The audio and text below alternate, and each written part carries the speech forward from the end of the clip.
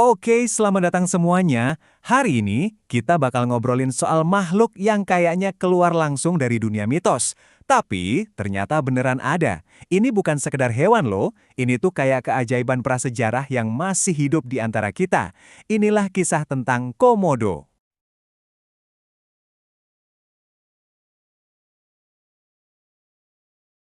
Yup, kalian nggak salah dengar. Ini bukan cerita dari film fantasi atau buku dongeng ya. Di zaman kita sekarang, tepatnya di Indonesia, hidup seekor naga sejati. Predator purba yang udah berhasil bertahan hidup selama jutaan tahun. Jadi, di mana sih naga terakhir di bumi ini tinggal?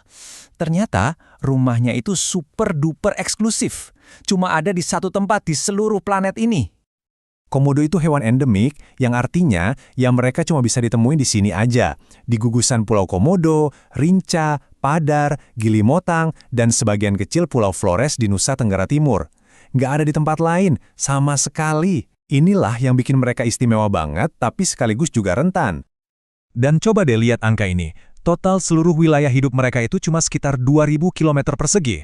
Biar kebayang, luas itu bahkan lebih kecil dari Provinsi Bali. Coba bayangin, masa depan spesies purba yang luar biasa ini bergantung sama area yang sekecil itu. Dan disinilah ikatan unik antara manusia dan naga udah terjalin sejak lama. Jauh sebelum dunia internasional tahu soal Komodo, masyarakat lokal di sana udah hidup berdampingan sama mereka. Mereka bahkan punya nama sendiri, yaitu Ora.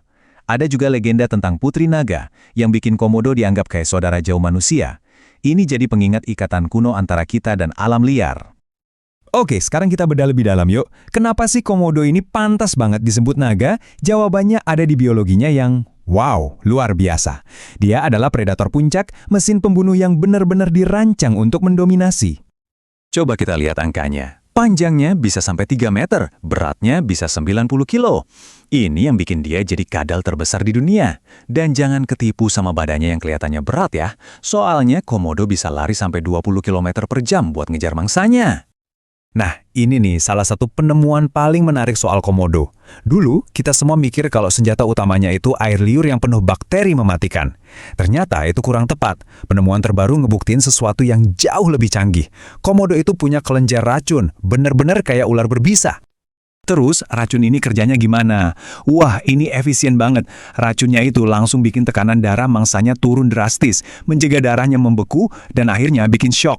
Jadi cukup satu gigitan, terus sang naga tinggal nunggu aja mangsanya yang jauh lebih besar buat tumbang. Dan gimana caranya dia nemuin mangsanya yang udah tumbang? Pakai indera penciumannya yang super tajam. Komodo itu sering menjulurkan lidahnya yang bercabang buat mencicipi udara.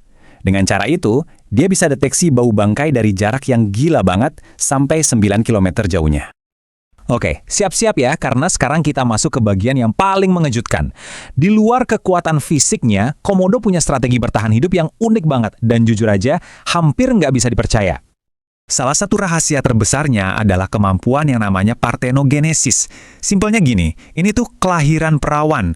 Betul sekali, seekor komodo betina bisa bertelur dan punya keturunan yang sehat tanpa perlu ketemu pejantan sama sekali. Ini benar-benar jurus pamungkas buat bertahan hidup, apalagi kalau dia terdampar sendirian di sebuah pulau.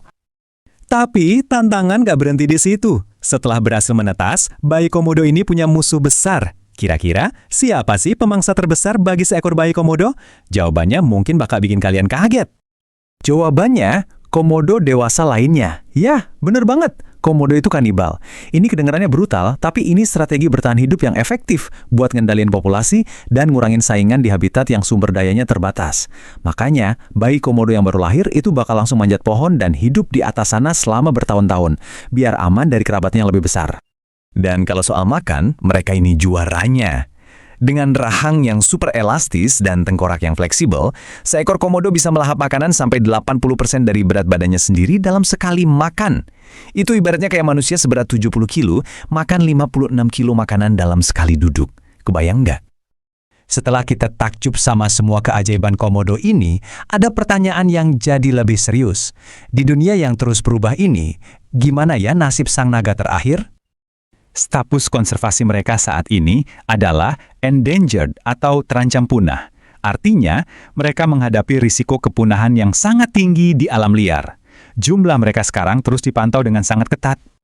Ancaman yang mereka hadapi itu nyata banget, mulai dari perubahan iklim yang bikin habitat mereka makin kering, mangsa alami mereka kayak rusa yang makin berkurang karena perburuan, sampai dampak aktivitas manusia dan bencana alam. Semua ini benar-benar mendorong populasi komodo ke jurang bahaya.